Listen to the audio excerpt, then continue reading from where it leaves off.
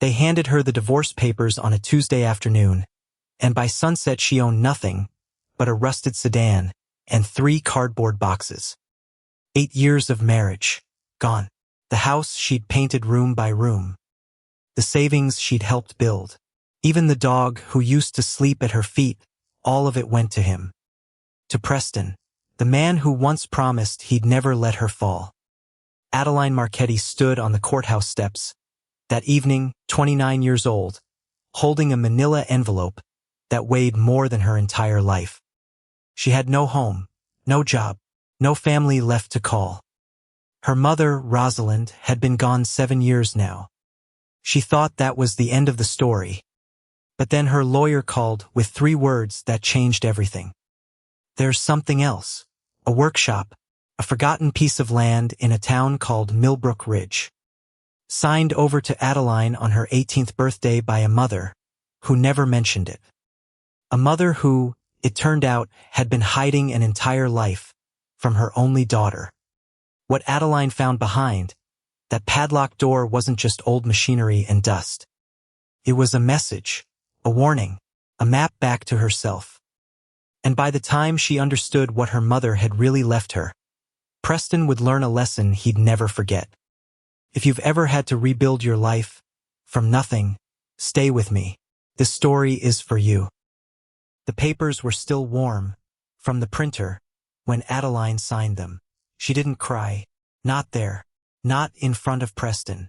He sat across the table in his tailored charcoal suit. Clean-shaven. Smelling like the cologne she used to buy him for Christmas. His lawyer beside him. Her lawyer beside her. For people. One marriage. One final signature. Preston didn't look at her. Not once. Which was somehow worse than if he had. Because 8 years ago, this same man had knelt in the sand at Cape May and told her she was the only real thing in his world. And now he couldn't even glance across a conference table. Sign here, Mrs. Vance, his lawyer said. And here, and initial these. Vance. Not for much longer. In an hour the courthouse system would spit her back out under her maiden name. Marchetti, like she'd never even existed, as his wife. She signed. Her hand didn't shake. That surprised her. Preston stood first, buttoned his jacket, adjusted his cuffs. Then he leaned down, just slightly, just enough that only she could hear. "You'll come crawling back," he whispered. "You always do." Then he walked out. The courthouse elevator smelled like old coffee and industrial cleaner. Adeline rode it down alone. 22 floors. She watched the numbers tick. 21, 20, 19. She should have felt something. Rage, grief, anything. Instead she felt hollow. Like someone had scooped her out with a spoon and left only the shell. 10, 9, 8. She thought about the dog. Biscuit. A golden retriever with one bent ear. She'd raised him from a puppy. Fed him from a bottle when he wouldn't eat. Slept on the kitchen floor beside him during the thunderstorm his first winter. The judge had given him to Preston. Because Preston owned the house. And a dog needed a yard. That was the ruling. Verbatim. She'd lost her marriage. Her home. Her savings. And Biscuit. 3, 2, 1. The doors opened. She stepped out into the marble lobby. And that's when her knees almost went. But she didn't let them. Not yet. Outside, the November wind cut sharp through her coat. She stood on the top step of the courthouse. Manila envelope pressed against her chest. Her sedan waiting at a meter across the street. That and 3 cardboard boxes in the trunk. That was her life now. She started down the steps. And then, of course, Preston. He was standing by the black sedan she used to ride in. His hand on the door handle. Not getting in. Waiting for her. Adeline stopped. Just walk past him. Don't look. Don't speak. Except he stepped into her path. Addie. Nobody called her Addie except him. And she hated it now. Hated the sound of it in his mouth. Move, Preston. I want you to know something. His voice was calm. Almost gentle. Which was how she knew he was about to be cruel. This isn't over. Yes, it is. I signed. You signed the divorce. That's paperwork. He smiled. Small. Tight. But I know you, Addie. You're not built for a loan. You'll come back. You'll beg. And I might let you. She stared at him, and for the first time in 8 years she saw him. Not the man he pretended to be. Not the man she'd wanted him to be. Just him. Preston Vance. Small. Petty. A man who needed to win even after he'd already won. But she also knew, and this she would only understand later, that seeing him and being free of him were two different things. Seeing him was the first step. It was not the last. You know what's funny, Preston? What? I already forgot the sound of your voice, and I'm still standing here listening to it. His smile flickered. She walked around him. Didn't look back. Didn't run. Just walked. Her heels clicked steady across the pavement. And in the sedan, alone with the door finally shut, she let herself shake. Just for 1 minute. Then she started the engine. She drove because she didn't know what else to do. The apartment sublet ended in 3 weeks. Her bank account had $411 in it. Her credit cards, the ones Preston had opened in her name during the marriage, were all maxed out. She hadn't discovered that until the discovery phase of the divorce. Which, in hindsight, was probably the point. He'd been draining her for years. Slowly. Carefully. So slowly she'd called herself paranoid every time she wondered. You're overreacting, Addie. You're getting emotional, Addie. You're not thinking clearly, Addie. And she'd believed him. Because she loved him. Because she was 21 when she married him, and he was 30, and he'd seemed so certain about everything, and she'd been so uncertain about herself. She was a mechanical engineer, top of her class, landed a job at a major automotive company right out of school. She could look at a broken transmission and see the problem in 90 seconds. But she couldn't see what her own husband was doing to her, because he was better at hiding it than any broken transmission she'd ever seen. And because this she had to admit, some small part of her had wanted not to see it. Because seeing it would have meant leaving. And leaving had felt impossible. Until one afternoon in a courthouse conference room, it hadn't been impossible anymore. It had simply been over. Her phone rang. Unknown number. She almost declined. But something, some small stubborn part of her, that hadn't been carved out, made her answer. Hello, Adeline. It's Diane Halloway, her lawyer. But Diane's voice was different now. Quieter. Almost puzzled. I know, but I need you to pull over if you're driving. Adeline's fingers tightened on the wheel. Why? Just pull over. She pulled into the parking lot of a strip mall. Turned off the engine. The wind rocked the car gently. Okay, I'm parked. What is it? Something came up in the final asset review. Something we missed. Which honestly we didn't miss. It just didn't come up because it was never in the marital portfolio. Adeline's breath caught. What are you saying? There's a property. In your name. Only your name. It's been in your name since your 18th birthday. What? Diane, that's not possible. I don't own anything. I never have.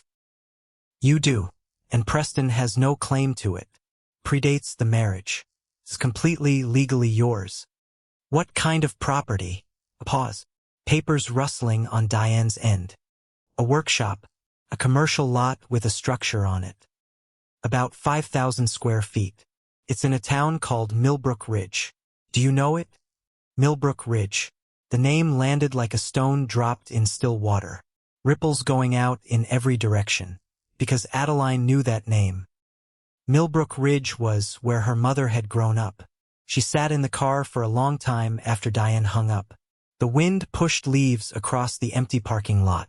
A grocery cart rolled slowly on its own down the far row. A workshop. Her mother, Rosalind Marchetti, had died 7 years ago. Ovarian cancer. Diagnosed in March. Gone by October. Adeline had been 22 years old, and 1 year into her marriage to Preston. Her mother had been, as far as Adeline had ever known, a librarian. A quiet woman, with gray-streaked auburn hair and reading glasses that always slipped down her nose. She'd worked at the county library for 31 years.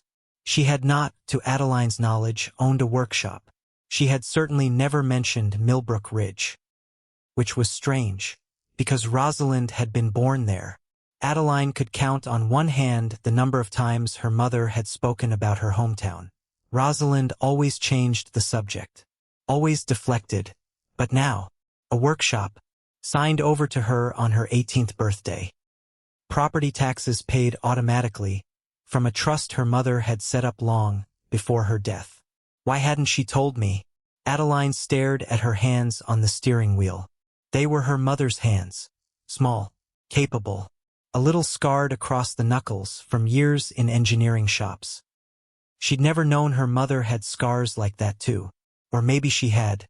Maybe Adeline had noticed, as a child and forgotten. Filed it away as unimportant. The way children file away everything they don't yet have questions for. She started the engine. She had 3 weeks left on the sublet. $411 in the bank.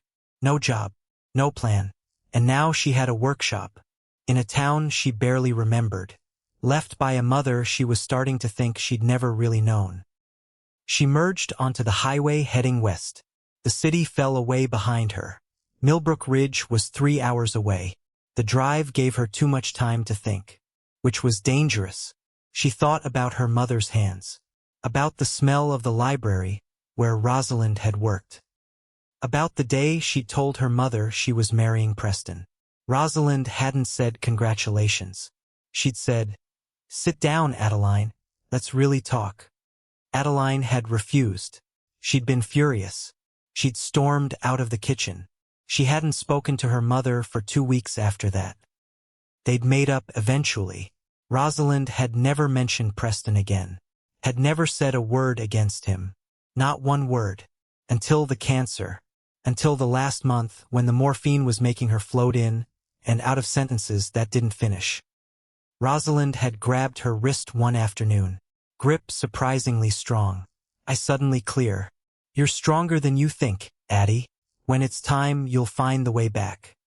Adeline had thought it was the morphine talking. She'd smiled, kissed her mother's forehead, told her to rest. 2 days later, Rosalind was gone.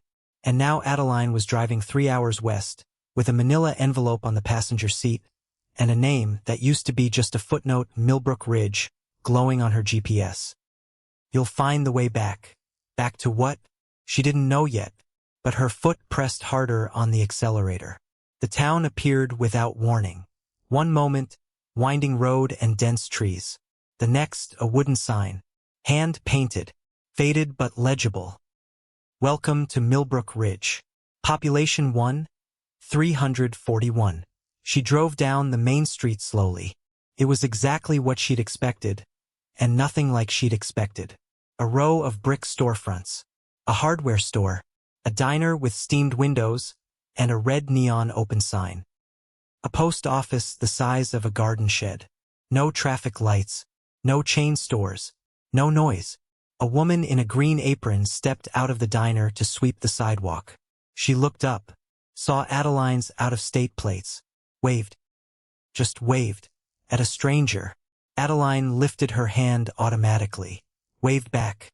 She hadn't waved at a stranger in 8 years. Ridge Road was 5 minutes past the town center.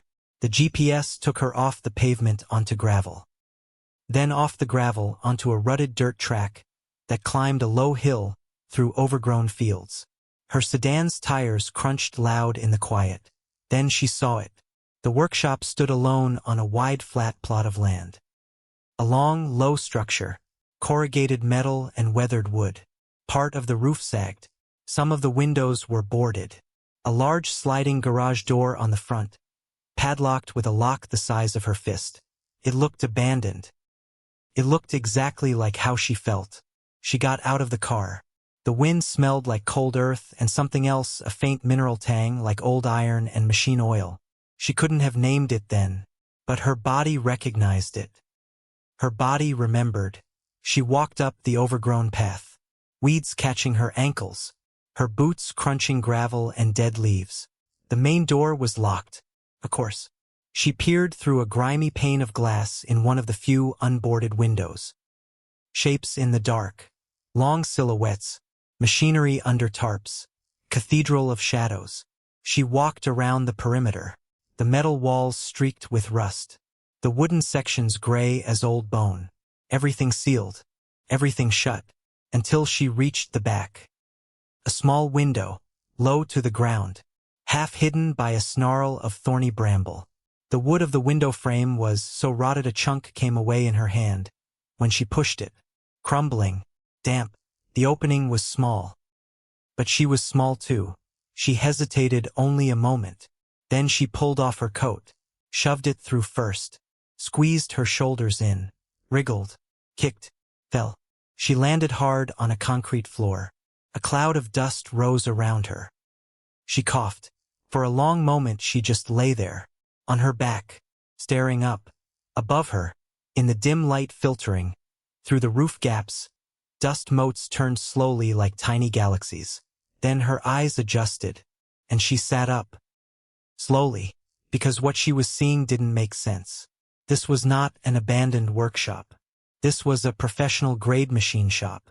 Long oak workbenches ran the length of 2 walls, their surfaces scarred, with decades of use, but still gleaming under the dust. Pegboards above them lined with tools, every tool in its outline place.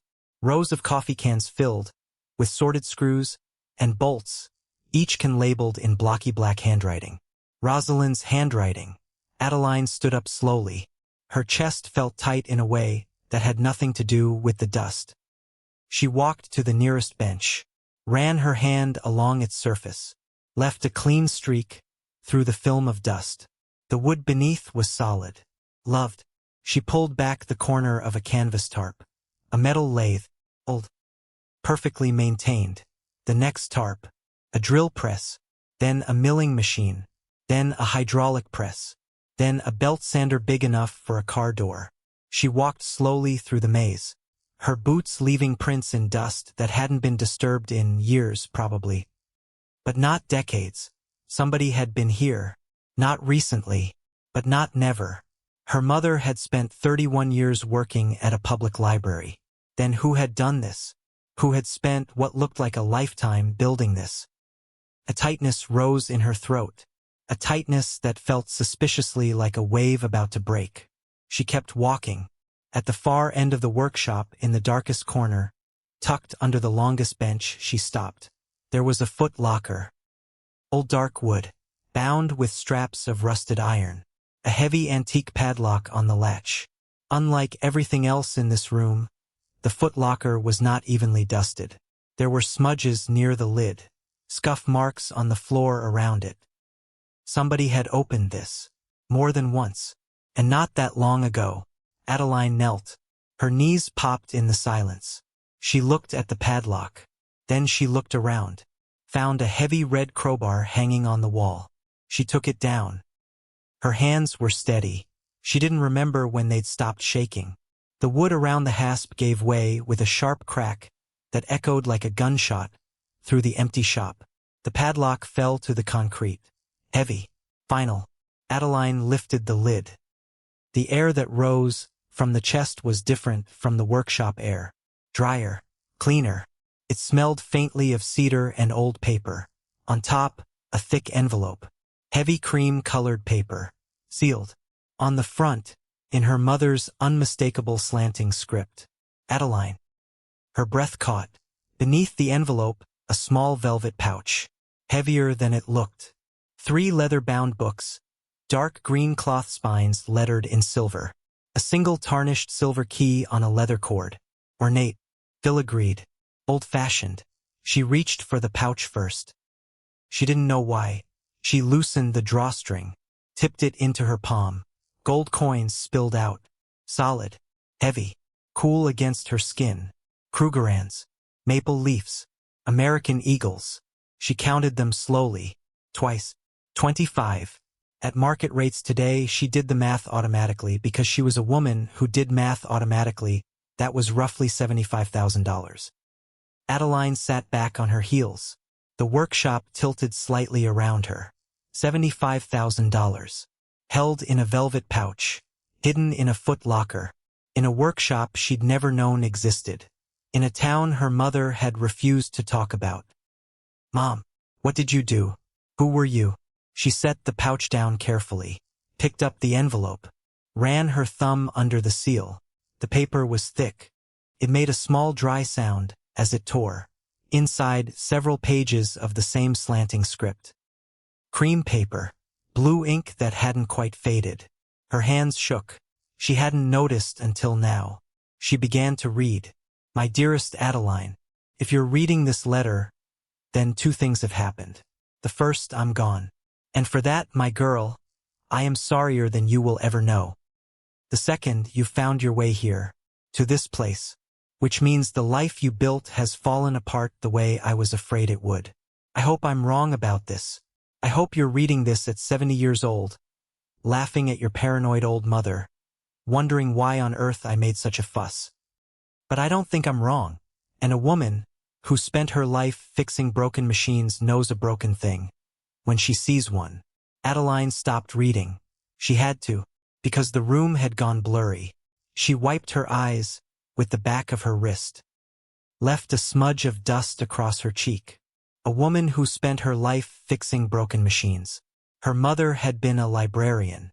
Except, she looked around the workshop again, at the lathe, the mill. The tools hung in their outlines like sacred objects. Her mother had been a librarian by day, but at night, on weekends, in some entire second life Adeline had never seen, she kept reading. "I never told you about this place, and I have to ask your forgiveness for that before I ask anything else of you. I grew up in Millbrook Ridge. My father was a mechanic. He taught me everything he knew, starting when I was 6 years old, standing on a milk crate to reach the workbench. He said I had better hands than most grown men he'd ever hired. When I was 19, I tried to get work in the trade. Restoration, machining, custom builds. A few shops let me sweep floors. None would let me touch a wrench in front of customers. The customers, they said, wouldn't understand.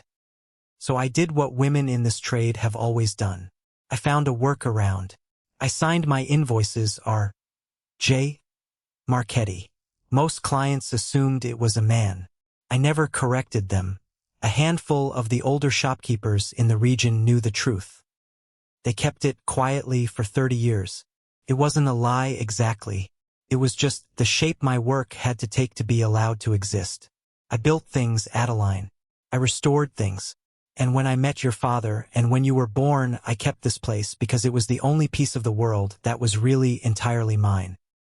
I wanted to tell you. Every year I told myself, this is the year I show her.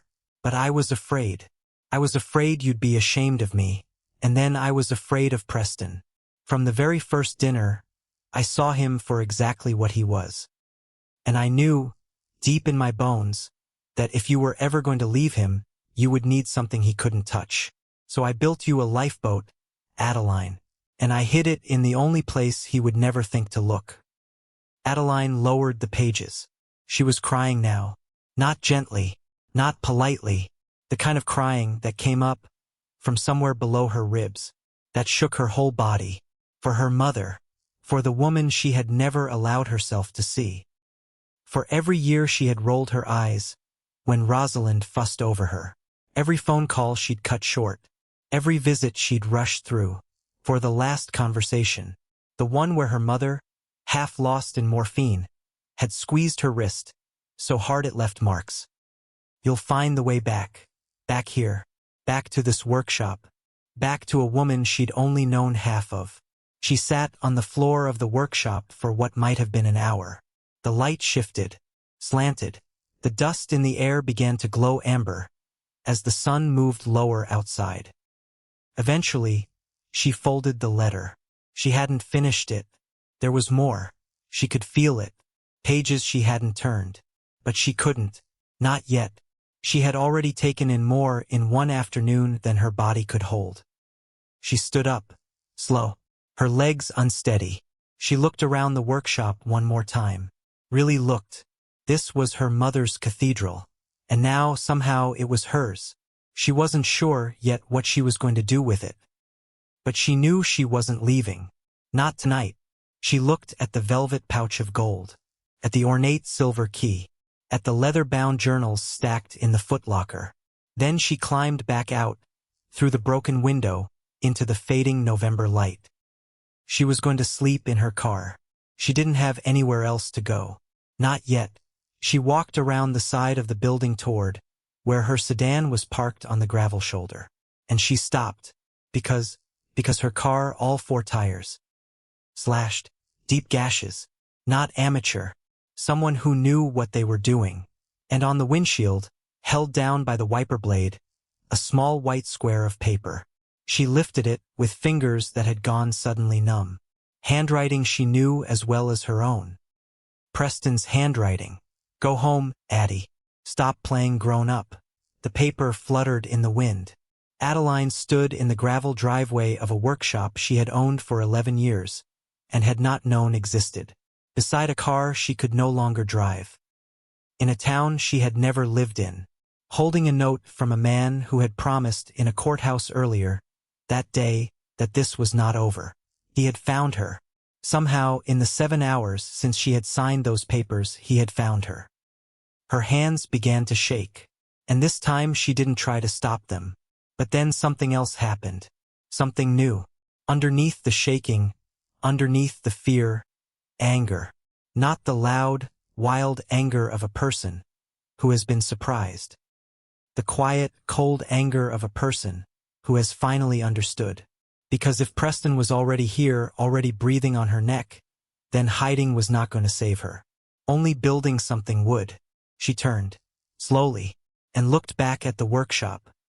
The last light of the day was catching on its rusted metal roof, turning it copper, turning it almost, for one strange moment, beautiful. Her mother had built her a lifeboat. Preston had just fired the first shot at it. Adeline Marchetti, 29 years old, homeless, penniless, alone in a town of 1,300 people, took a long, unsteady breath. Then she squared her shoulders. She walked back to the broken window. She climbed inside. She was not going home. She was already there. She slept on the concrete floor of the workshop that night, coat rolled under her head, knees pulled to her chest. The velvet pouch of gold clutched against her ribs like a stuffed animal. She didn't sleep well. Every gust of wind against the metal walls sounded like footsteps.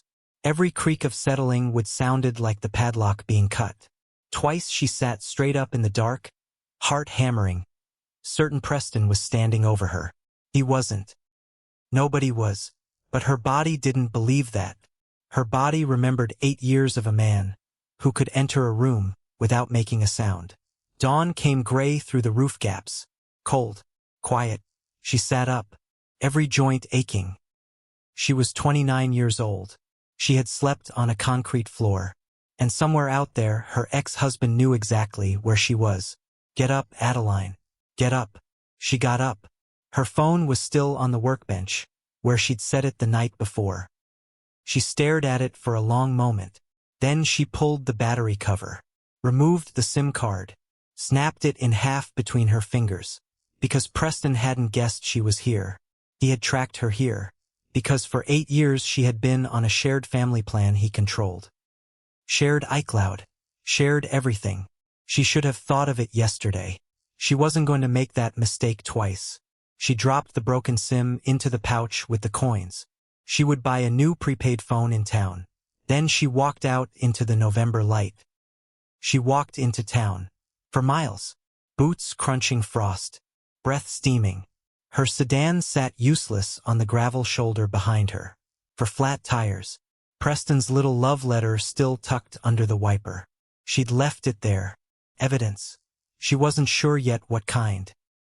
But some part of her engineer's brain knew you never threw evidence away. The sun came up over the ridge as she walked. Pale gold. Painting the fields in wet fire. She should have felt broken. Except she didn't. She felt awake.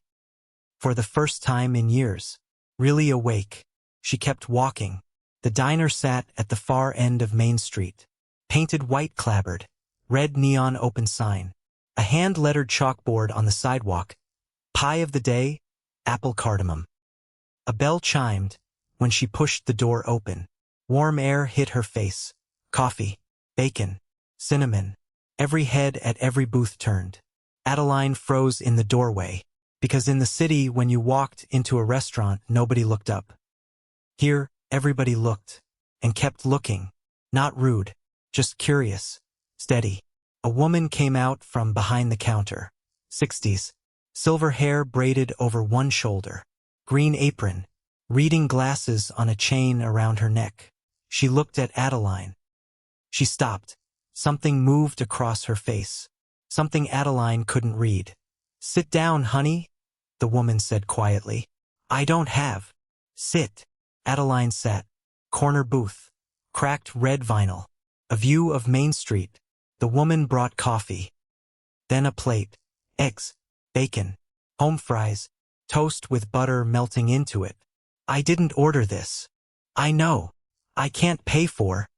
"I know." The woman set the plate down and didn't move. Adeline looked up at her.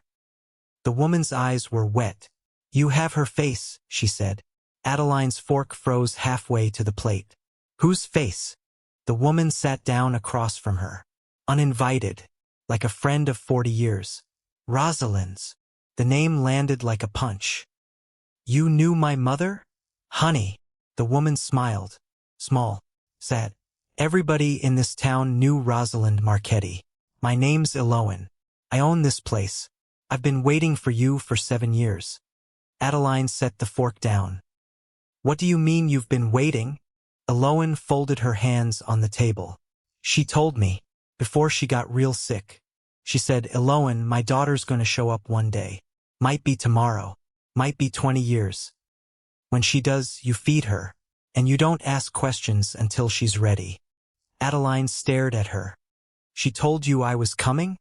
"She told me you'd come, when you needed to. She never mentioned this town to me. Ever. Not once." Eloan's smile went a little sadder. "She had her reasons, honey." "What reasons?" Eloan looked at her a long moment. Then she stood up. "Eat your breakfast. When you're done, walk 2 doors down. Wendell's Hardware. Tell him who you are. He'll know what to do." "Eloan." "Eat, honey." She walked away. Adeline sat alone in the booth, her plate steaming in front of her. Every other diner in the place carefully not looking at her. They know something. They all know something. She picked up the fork. And she ate, because she hadn't eaten in almost 24 hours. And because her mother had told this woman, apparently in the last months of her life, that her daughter would come one day. Her mother had known. Her mother had known she was going to come. Wendell's Hardware smelled like sawdust and machine oil, the kind of smell that lived in the walls. A man stood behind the counter. Late 70s. Wire-rimmed glasses. Flannel shirt tucked into work pants. He was writing in a ledger with a stub of pencil. He looked up when the bell chimed, looked at her, and put the pencil down. "Well," he said, "there she is." His voice was gravel and warmth. "Are you Wendell?" "I am." Eloan said. "I know what Eloan said." He came around the counter. Slow. His knees didn't work like they used to. "I've been holding onto something for you. Come on back." He led her past shelves of nails, and paint cans, and coils of rope to a small office at the rear of the store. Cluttered. Warm. A wood stove ticking in the corner. He opened a drawer, pulled out a manila envelope, handed it to her, her name on the front, in her mother's handwriting. Adeline sank into the chair beside the wood stove, held the envelope, didn't open it. "How long have you had this?" 7 years and 2 months. "She just left it with you?" Wendell sat down slowly across from her. "Your mama and I were friends for over 40 years, Miss Marchetti. She grew up in this town. My daddy taught her some of the tools she used to know. She came back, through here every few weeks for supplies she couldn't buy in the city. Sometimes she stayed a night in the room over Eloan's diner. Sometimes she was up at that workshop for 2-3 days straight. For 30 years. For 30+ years. And nobody told me. She didn't want you told. That was the rule. His eyes softened, but she said, if you ever came looking, we were to help you. Why didn't she tell me? Wendell looked at the wood stove. He was quiet a long time. Miss Marchetti. Your mama did what she had to do. It wasn't just about the workshop. It was about who she was. And in her time, in her business, women had to work twice as hard for half the credit. She figured out how to work around that. But it cost her. Cost her a way of being known. Adeline swallowed hard. There's someone else you need to meet. Who? Fella your mama trained. Best hands in 3 counties. He was 15 when she took him on. He's 32 now. He runs a shop about a mile out on the North Road. Adeline's stomach dropped. She trained an apprentice? She trained him for 10 years. Every Saturday. Every summer. She said. Wendell smiled. She said he was going to keep the work alive after she was gone. What's his name? Silas Thorne. And he knew about her? Knew who she was? Wendell laughed softly. Miss Marchetti. He was one of the few people in this town who knew everything. He knew about you too. She used to bring him photographs. Show him what her girl was up to. He knows more about you than you know about him. Adeline stared at the floor. Every foundation she'd stood on for 29 years was quietly shifting. Her mother had been a whole other person. A person Adeline had lived with for 22 years and never fully met. I need to sit for a minute, she said. Take all the time you need. Before she left, she asked Wendell where she could buy a prepaid phone. He pointed her to the general store across the street. She bought one for $48. New number. Nobody had it. For the first time in 8 years, no one in the world could reach her without her permission. It felt like taking off a coat she hadn't realized was heavy. She didn't open the envelope in the store. She walked back toward the workshop instead. Wendell had loaned her a can of pepper spray. Just in case, he'd said. She didn't ask what he meant. She already knew. Halfway up Ridge Road, she heard an engine behind her. She stiffened, stepped off the road, turned. Pickup truck. Old, dark green, well-maintained. It slowed beside her. The window rolled down. The driver was a man in his early 30s. Dark hair a little too long. A quiet, weathered face. The kind of face that had spent a lot of time outdoors and not enough time smiling. You, Adeline? Who's asking? Silas. She looked at him. He looked at her. Neither of them moved. Then he said very quietly, You have her eyes. Adeline's throat closed. He opened the passenger door. Get in. I'll drive you up. You shouldn't be walking around alone. Why not? Because a man in a black Mercedes came through town last night asking questions about you. She got in. He drove without speaking. His hands on the wheel were beautiful. Calloused, careful. A small scar across the back of the right one. Nails clipped short. She'd grown up watching hands like these. In her mother, apparently, though she hadn't understood at the time. You're the one who slashed. No. He didn't look at her. That was your husband. Or somebody he paid. Ex-husband. Ex-husband. The truck bounced up the last stretch of Ridge Road. He pulled up in front of the workshop and killed the engine. They sat there, the metal roof creaking softly in the morning wind. How did you know I was here? She asked. Wendell called. Of course. Small town. Yeah. She looked at him. You knew her. I did. For how long? She found me when I was 15. My dad was gone. My mom worked 2 jobs. I was headed somewhere bad. His mouth twitched. Not quite a smile. Your mother caught me trying to steal a wrench out of the back of her truck. Instead of calling the police, she asked me if I wanted a job. Adeline stared at him. She saved my life, Silas said. Very simply, like it was a fact. Like the weather. Adeline had no idea what to do with that. She looked at the workshop. Do you want to come in? I haven't been in there in 7 years. Neither have I. He looked at her. The corner of his mouth moved. Almost. Not quite. He got out of the truck. She showed him the broken window. He shook his head, went to a small metal box under the truck bed, came back with a ring of keys. He unlocked the main door, slid it open. Morning light poured into the workshop for the first time in 7 years. Silas stood in the doorway.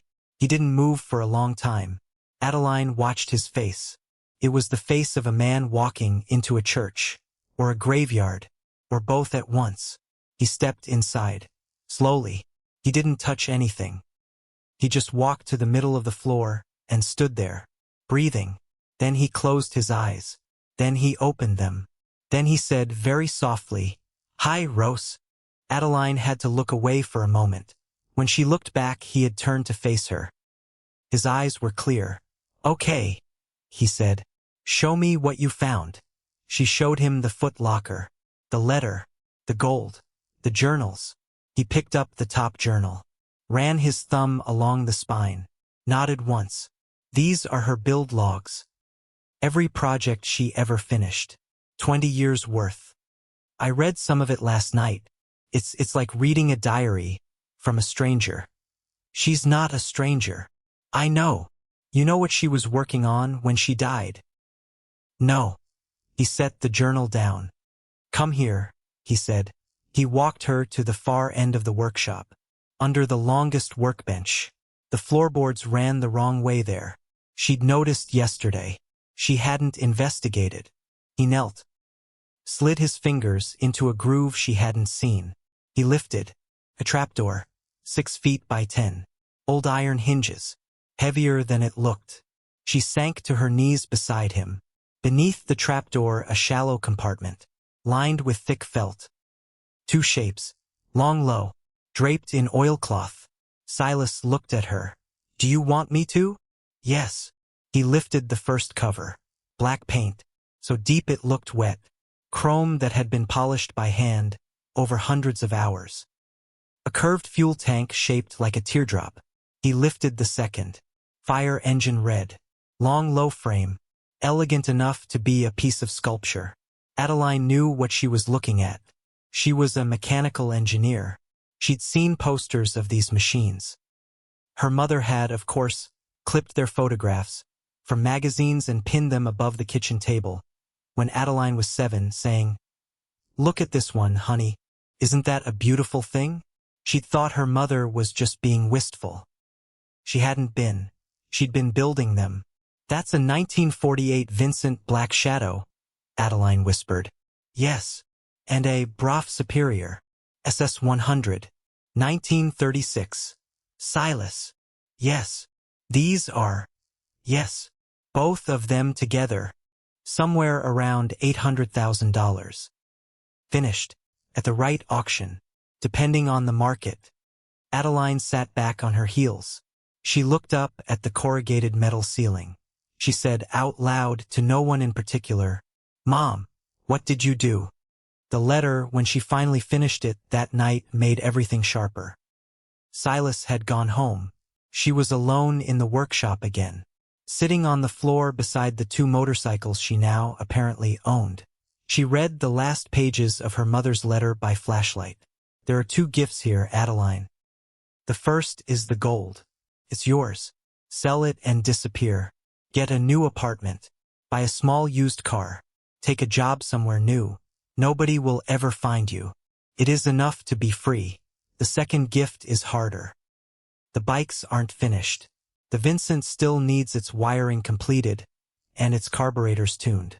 The Brough needs its primary chain drive assembled. I ran out of time, my darling. That is my great regret. You could sell them as is. You could hire someone to finish them and sell them then. You would be a wealthy young woman either way. Or you could finish them yourself. The journals contain everything you need. Every specification. Every mistake I made. Every trick I learned. And Silas, if he's still there, and I hope he is, knows more than any manual could ever teach. I'm not asking you to become me. I would never ask that. I am asking you to find out what your own hands can do. Because that man you married will spend the rest of his life trying to convince you that you can't do anything without him. And the only way to prove him wrong, the only way is to build something with your own two hands that nobody can take from you. The workshop is yours. The tools are yours. The knowledge is yours.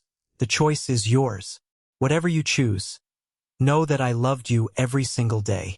From the moment I first felt you kick to the moment I closed my eyes for the last time. Your loving mother, Rosalind. Adeline set the pages down. She didn't cry this time. She sat very still in the dark workshop, surrounded by dust and history and the quiet breathing of two motorcycles that had waited 7 years for her to arrive. Then she said, out loud, "Okay, Mom. Okay." She sold 5 gold coins the next morning. Silas drove her to a coin dealer in the next town. The dealer counted twice, paid cash, $15,000 in a manila envelope. No questions. She rented a room above Eloan's diner for $100 a week. Bought a used pickup truck from a farmer Wendell knew. $2,200, cash, no title trouble. The rest of the money went into supplies. New wiring for the Vincent, original spec brake lines, gaskets, fluids, a set of specialty pullers her mother's collection was missing. She began work on the Vincent first. Silas came by 3 days a week. Not to do the work, just to teach. Never force a bolt. If it's not moving, the bolt isn't the problem. The threads are. Feel it first, then look. The machine tells you what it needs. You just have to shut up long enough to listen. She listened. She learned. Her college training gave her the theory. Her mother's journals gave her the specifications. But Silas gave her the feel. The workshop stopped feeling like a museum. It started feeling like a body waking up. Preston came back on day 19. She was under the Vincent, half her body inside the frame, bolting a new fuel line she'd machined herself on her mother's lathe. Her hands were black. Her hair was in a ponytail. She hadn't looked in a mirror in a week. The big sliding door was open. She heard a car pull up on the gravel. She didn't come out. Hello! A voice. Familiar. Careful. Preston's voice. She froze. Then she made herself move. Slowly. She slid out from under the bike. He was standing in the doorway. Same charcoal suit. Same expensive shoes. Now streaked with mud from her gravel driveway. He looked around the workshop. His eyes went to the 2 motorcycles. She watched something ugly move across his face. Fast. Then hidden. Addie. She said nothing. I just want to talk. She said nothing. You're a hard woman to find. How did you get this address? He shrugged.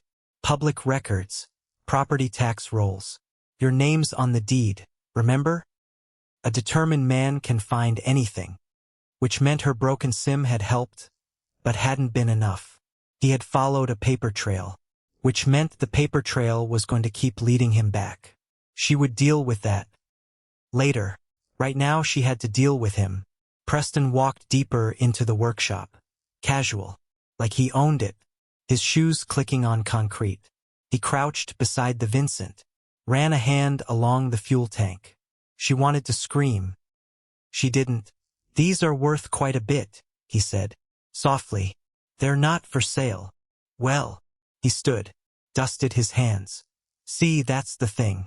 During our marriage, I did a lot of work supporting your, how did you call it, reinvention? You went back to school. You changed careers twice. I supported all of that. That's not what happened. That's exactly what happened, Addie. And now you're sitting on $800,000 in vintage motorcycles that a good lawyer might argue were finished during our marriage. With marital assets. You never even knew this place existed. I do now. She stared at him. Slowly, she picked up a wrench from the workbench. She didn't lift it. She didn't threaten. She just picked it up. Held it. He noticed. His smile got a little tighter. I'll leave, he said. For now. But you should know I've retained new counsel.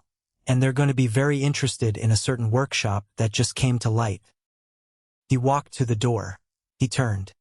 You look tired. Come home. He left. She stood very still until she heard his car start and pull away. Then she set the wrench down. Then she sat down on the concrete floor. Then she screamed. Just once. Just briefly. A sound she didn't know she'd been holding. Silas found her 10 minutes later. She hadn't moved. He didn't ask what happened. He just sat down beside her, cross-legged, on the concrete. She told him everything. He listened. When she was done, he said, "Your mother left something else. In case of this." Adeline looked at him. "What?" "There's a bank in Fallowford, 20 minutes east. There's a safe deposit box in your name. Your mother put the silver key with the letter. She told me if things ever got legal, you were to go to the bank and take everything inside the box to Diane Holloway." "She planned for this?" "Adeline." Silas's voice was very quiet. "She planned for everything." 2 nights later, Adeline was sleeping in the room above the diner when someone shattered the workshop's back window. Alohan's phone rang at 2:47 a.m. Silas had been sleeping in the workshop that night.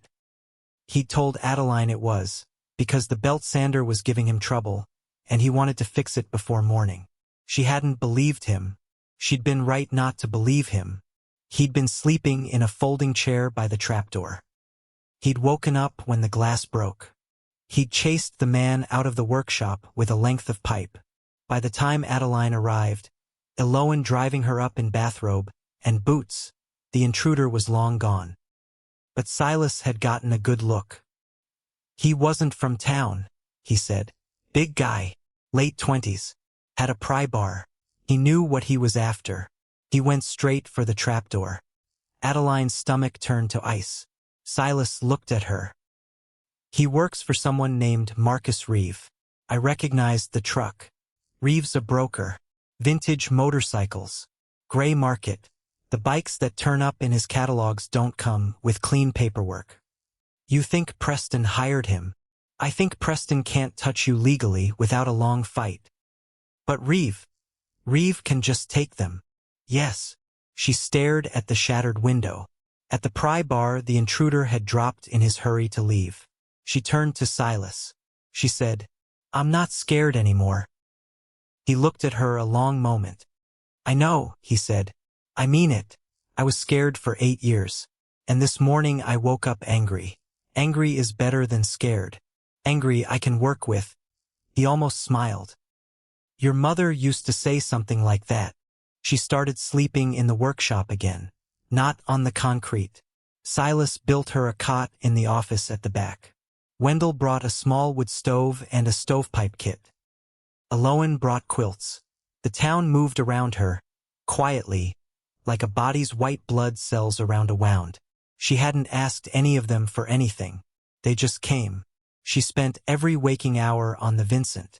Every specification checked twice. Every wire routed exactly the way her mother's journals said. At night, she read the journals by lamplight. Her mother's handwriting became familiar, comforting, like a voice in the room. The trick with these carbs is patience. Set the mixture screw 1/8 of a turn at a time. If you can't hear the difference, wait. Come back in the morning. Every machine has a voice. If you don't yet hear it, the fault is yours, not the machine's. This one was a beast. Took me 9 months to source the original headlight bracket. Found it in a scrapyard outside Millbrook Ridge. Some kid had it in a bucket of nuts and bolts. Sold it to me for $2. Adeline laughed out loud alone in the workshop. The sound surprised her. She realized she hadn't laughed in over a year. Preston came back 4 more times over the next several weeks. Each time was different. Each time was worse. The second time he brought a lawyer with him. Slick, young. They stood outside the workshop and read her a letter. Notice of intent to file a claim on the workshop's contents as undisclosed marital assets. They were prepared to argue that the motorcycle's restoration had constituted a significant appreciation of value during the marriage. It was nonsense, but nonsense that could tie her up in court. Nonsense that could drain her legal fund. Nonsense that could force her to sell the bikes just to defend her right to keep them. Diane Holloway told her all of this over the phone. "Adeline, listen to me. This is a stalling tactic. He knows he can't win. He just wants to hurt you. How do I fight it? You don't fight it head on. You outlast it. And you go to that bank. The third time Preston came, she wasn't there. She was in Fallowford, at the bank, watching a very old teller unlock a very old safe deposit box. She would not open it that day. She would take everything inside directly to Diane. Sealed, untouched. Her mother had planned for that too. The fourth time Preston came, she was in the middle of tuning the Vincent's carburetors. She heard his car. She didn't stop working. He stood in the doorway. She didn't look up. Set the mixture screw 1/8 of a turn at a time. If you can't hear the difference, wait. She waited. She adjusted. She listened. The engine ran cleaner, smoother. She finally looked up. You still here? Preston's jaw tightened. Adeline. Adeline. Not Addie. He'd noticed. He was adjusting. She noticed him noticing. You're being childish. Get out of my workshop, Preston. The word landed differently this time. She heard herself say it. She meant it. He heard it too. She saw it register. She saw his face change. He turned. He left. She went back to the carburetors. The fifth time, he didn't come alone. He came with Marcus Reeve. Reeve was maybe 50, silver-haired, bright teeth, a watch that cost more than Adeline's truck. He looked at the workshop the way a butcher looks at a cow. Miss Marchetti, he said, I understand there's been some misunderstanding. I'd like to make you an offer. For both bikes, right now, as they sit. They're not for sale. 400,000. Cash. Wire transfer today. She almost laughed. They were worth twice that finished. And Reeve knew it. Get out. He smiled. Miss Marchetti, your ex-husband tells me you're going through a difficult time. Divorce. Loss of your home. Financial hardship. He doesn't know anything about me. He knows you don't have the resources to fight a legal battle. He knows you don't have the resources to finish these bikes properly.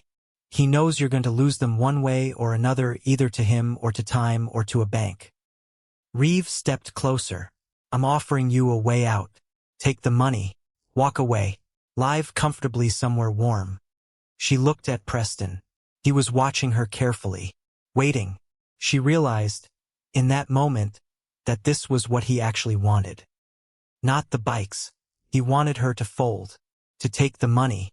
To prove to him one more time that when things got hard, she would take the easier road.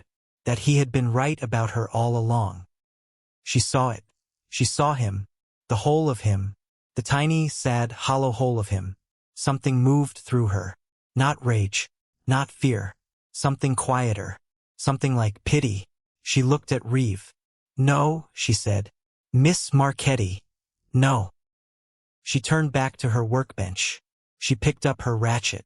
She said, without turning around, you have 30 seconds to leave my property before I call the sheriff. She heard them leave. She kept working. Her hands were steady. That night, she sat on the workshop steps with Silas. Wendell had brought a thermos of coffee. Eloan had sent up a pie. The stars were sharp and close in the November sky, the kind of stars she hadn't seen in years living in the city. Silas sat beside her, not touching, just beside her. He handed her a coffee. You okay?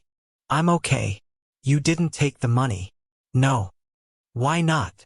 She thought about it a long time.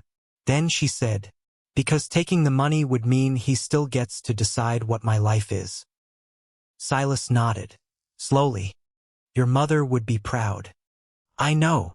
She took a sip of coffee. The stars wheeled slowly overhead.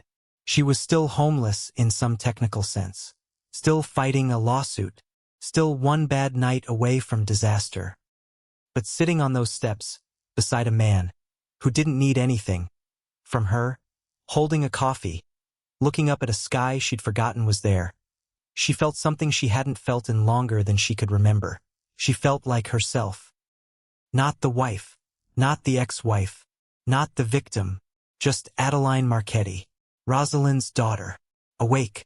And whatever Preston Vance did next, she was ready. Winter came to Millbrook Ridge slowly. November folded into December. The maples along Ridge Road lost the last of their leaves. Frost bloomed on the workshop windows every morning. Adeline learned to build a fire in the wood stove before her boots came off. 6 months ago she had not known how to build a fire. 6 months ago she had not known how to do a lot of things. She worked on the Vincent through the shortest days of the year, through the first hard snowfall in mid-December, through the quiet, empty week between Christmas and New Year's, when the workshop was the warmest place in her whole world. She finished it at 1:14 in the morning on a Tuesday in early January. She remembered looking at the clock. She'd tightened the last nut, wiped the last smudge off the fuel tank. Then she'd walked to the cot and slept without dreams for the first time in over a year. She woke the next morning to the sound of snow ticking against the metal roof. Small, dry pellets, the kind that meant business. She lay in the cot for a moment, watching her breath in the air. Then she got up. She dressed in silence. Wool socks, insulated coveralls Silas had brought her when the first cold snap hit. A knit hat Aloan had made in 3 evenings and pretended was old. Then she walked out into the workshop, and she saw the Vincent. Finished. In the gray winter light, the motorcycle waited for her. Black paint deep as a pond at midnight. Chrome that caught the pale morning like held breath. Every wire routed exactly the way her mother's journals had specified. Every bolt torqued to spec. Every gasket seated true. Her mother's ghost was in this machine. But so was Adeline's own soul. She walked over slowly, ran her hand along the fuel tank. Cold. Perfect. She said very softly to no one, "Okay, Mom." Then she swung her leg over the seat. Turned the key. The electrics came alive with a soft click. She took a breath. She kicked the starter. The engine coughed once, sputtered, then caught, and roared. A deep throaty bellow that rattled the corrugated walls, that vibrated up through her seat bones, through her spine, into her chest. It was not a noise. It was a heartbeat. She sat there, idling, tears streaming down her face, and she wasn't even sad. She was laughing. She was laughing. Silas heard the engine from a mile away. He was in his own shop working on a customer's carburetor. He set the wrench down. He listened. Then he walked outside without his coat and stood in the falling snow with his hands in his pockets and grinned at the sky. He didn't drive up. He let her have it. Some victories a person needed to have alone first. She rode the Vincent slowly up and down the workshop floor. Just short passes. She couldn't take it out onto the snowy road. Not yet, but she rode it. Twice up, twice back. Then she killed the engine. The silence that followed was somehow louder than the engine had been. She got off, walked to the office, sat at the small desk her mother had used. Picked up her phone. She scrolled, found the number. She called.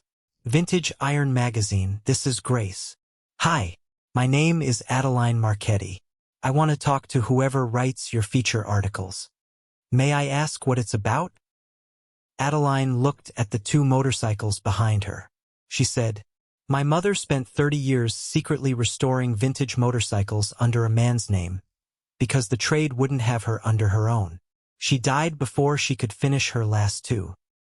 I finished the first one about an hour ago, and I have her journals, every project she ever did. 30 years of hidden work." There was silence on the other end. Then, "Miss Marchetti, please don't move. I'm going to transfer you to our editor-in-chief." The article ran 3 weeks later. Cover story. Photograph of Adeline standing beside the Vincent. Coveralls streaked with grease. Hair pulled back. No makeup. She looked nothing like the woman she had been at Preston's Arm at company Christmas parties. She looked like herself. Headline: "The woman behind R.J. Marchetti. How a librarian's daughter uncovered 30 years of hidden restoration history and finished her mother's final masterpiece." The vintage motorcycle world lost its mind. The magazine's website crashed within 48 hours. Collectors called from Germany, Japan, Australia, the UK. 2 major auction houses sent representatives to Millbrook Ridge in person. A documentary producer flew out from Los Angeles. Eloan started charging the press $5 for coffee refills. Wendell started charging them $10 for parking behind the hardware store. Adeline did not become famous. Her mother did. That was the important part. Every article said the same thing.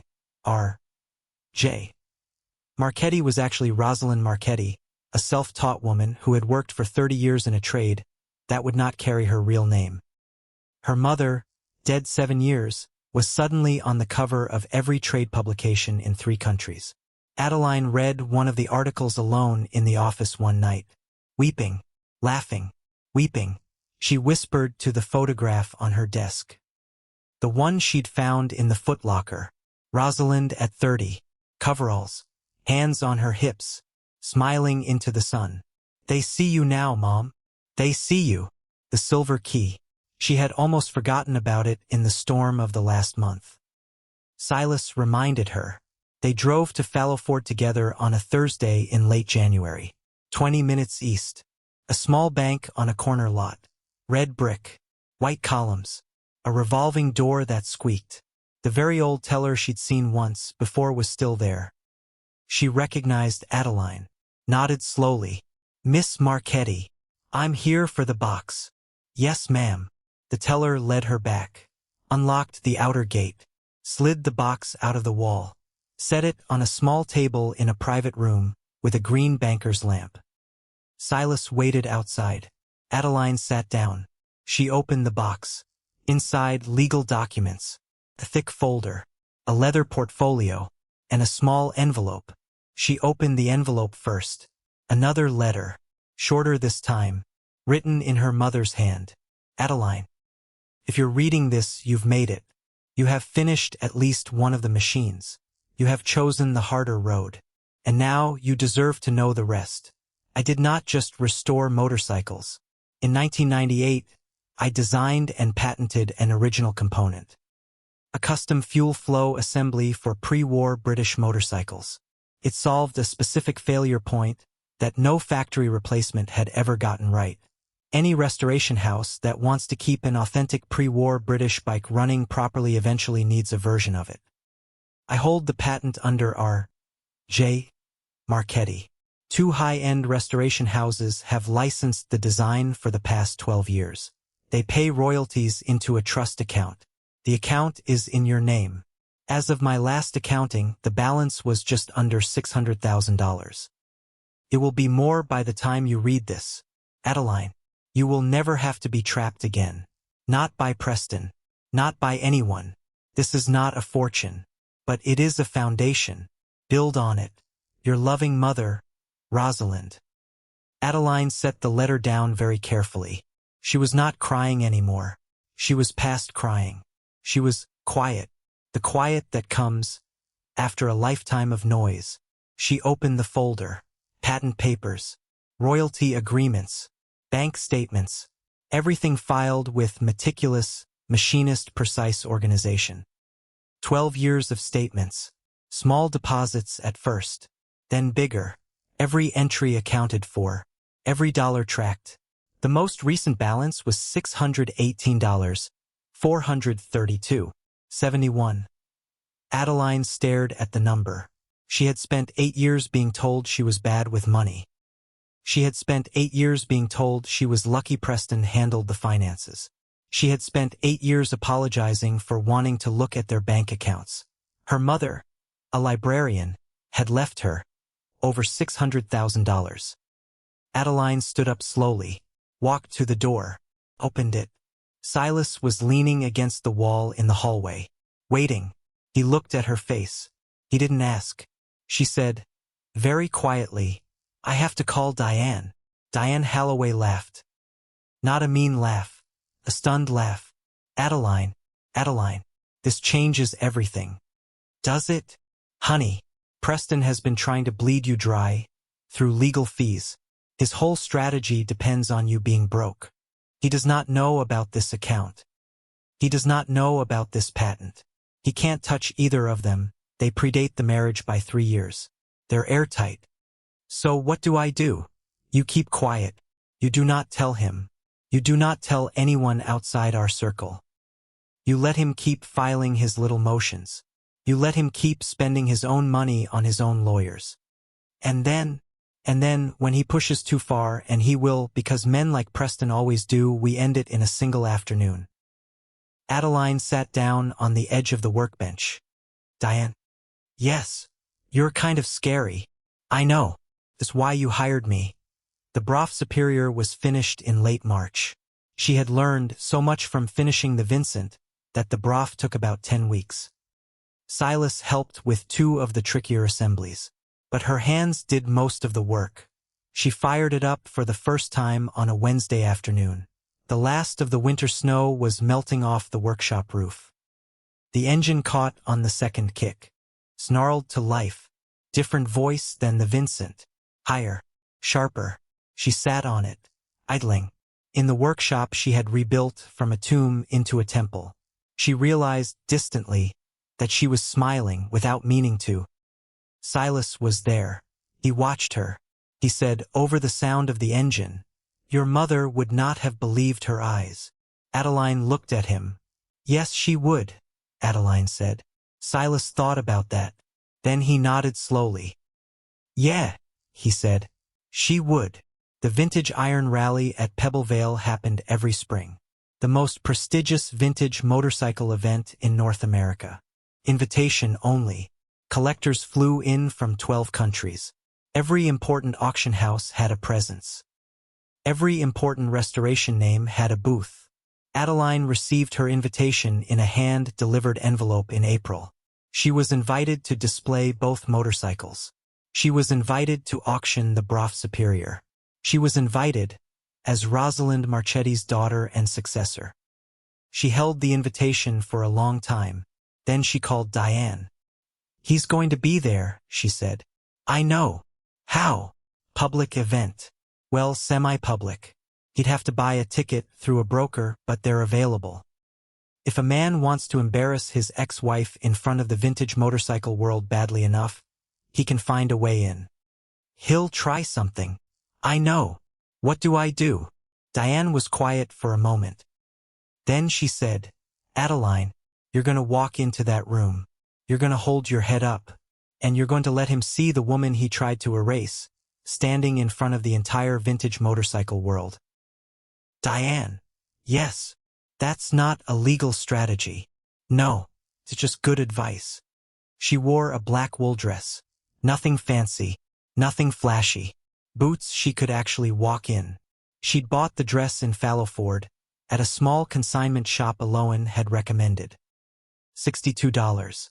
She put on the silver locket her mother had given her when she was 18. She had not worn it in years. She stood in front of the small mirror in the office at the back of the workshop. Looked at herself, 29 years old. Grease under 2 of her fingernails she hadn't been able to scrub out. Small burn scar on the back of her left hand, from a soldering iron. A tiny nick on her chin, from where a wrench had slipped in November. She thought she looked like her mother. She thought her mother would have thought she looked like a woman who was ready. The Vincent and the Brough were already in Pebble Vale, shipped ahead by the auction house in a climate-controlled truck, with 2 armed drivers. Silas was driving her down. She walked out of the office, locked the workshop, slid the padlock closed. She got in his truck. He looked over at her. "You okay?" "I'm okay." "You sure?" She thought about it. "I'm sure." He started the engine. They drove. The Pebble Vale Grand Ballroom was already crowded when they arrived. Chandeliers, white marble floors, a wall of glass looking out over a manicured lawn and, beyond, the Pacific Ocean. Men in tuxedos, women in gowns, champagne circulating on silver trays. Adeline felt every eye track her when she walked in, not because she was beautiful, because they recognized her. She was the woman on the cover of Vintage Iron, the daughter of the ghost the industry was still processing. A young man in a black suit approached her instantly, an assistant from the auction house. "Miss Marchetti." Please, let me show you to your reserved seats. He led her through the crowd. Silas walked slightly behind her, not touching, just present, the way he had always been. She saw the Vincent first, displayed on a low platform under focused lights. Behind velvet ropes, a small placard beside it read, "The Marchetti Vincent Black Shadow. Restoration completed by Adeline Marchetti, in the workshop of her late mother. Not for sale." She saw the Brough next. On its own platform, Lot 47, the Marchetti Brough Superior SS100. Reserve $300, 000. Her hands were steady. She was surprised by this. Then she saw him, Preston, standing near the champagne table. In a tuxedo he had rented, she could tell, because it was cut half an inch wrong across his shoulders, and Preston's own tuxedos were always cut perfectly. He was with two men she didn't recognize. He hadn't seen her yet. Then he did. His face went still. Then he smiled. He said something to the men he was with. He walked over. He walked slowly. He wanted an audience. He got one. The people around Adeline quieted, sensed it, turned. Preston stopped 3 feet away. "Hello, Adeline." She said nothing. "I have to say, you clean up well. Country living seems to agree with you." She said nothing. His smile tightened. "I brought news. I filed a motion with the court this morning. A judge signed an ex parte order. The auction cannot legally proceed tonight without a 50% share of the sale price held in escrow pending review of marital assets." He was watching her face for the reaction. He did not get one. Adeline said, calmly, "Preston, that's not true." "Excuse me? You didn't get an ex parte order. Because if you had, the auction house would have been served the paperwork this morning, and they haven't been. I know because my lawyer called them at 4 p.m. today to confirm. So whatever piece of paper you're carrying tonight, assuming you even have one, is a filing, not an order, which means it stops nothing." Preston's smile flickered. "You've been talking to your lawyer?" "Every day, for a year." The room around them was very quiet now. She could feel the ripple spreading outward, conversations dying, heads turning. She let it happen. She let the whole room see him. Preston recovered. "Well," he said, "even if the auction proceeds, you understand that a claim on the proceeds will be filed in the morning. This is not going to be a clean payday for you, Addie." He said Addie deliberately. She heard it. She didn't flinch. She smiled at him. Small, sad. The way you smile at someone who has finally stopped being able to hurt you. "Preston," she said, "I've been waiting a whole year to say this to you in a room full of people. Adeline, you took my house. You took my savings. You took my dog. And you thought that would make me small. You thought that would make me quiet. Adeline, you did not break me. You cleared the ground for me. And I thank you for that." His face began to change color. "You are going to lose every motion you file," she said. "My mother left me things you cannot touch. Things you did not know existed. Things you will never fully know existed.